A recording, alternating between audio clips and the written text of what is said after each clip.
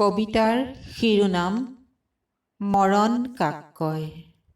কবি পৰিমালক কোঁৱৰ।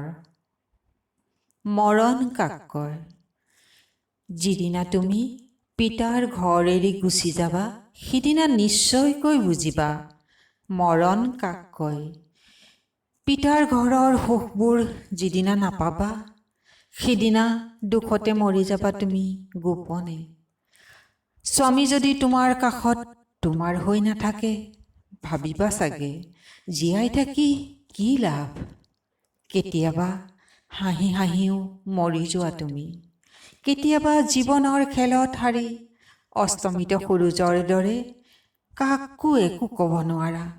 যি থাকিও তুমি গোপনে মৰি যোৱা। তুমি যদি তোমাৰ স্বামীৰ ঘৰত সুখত থাকা, তথাপিও গোপন দুখত দুখী তুমি। যদি তুমি পিতাক তোমাৰ দুখ বুজাব খুজিও হাঁহিৰে সুখৰ অভিনয় কৰা, সিদিনাও তুমি হৃদয়ত মৰণৰ কবৰ খান্দা।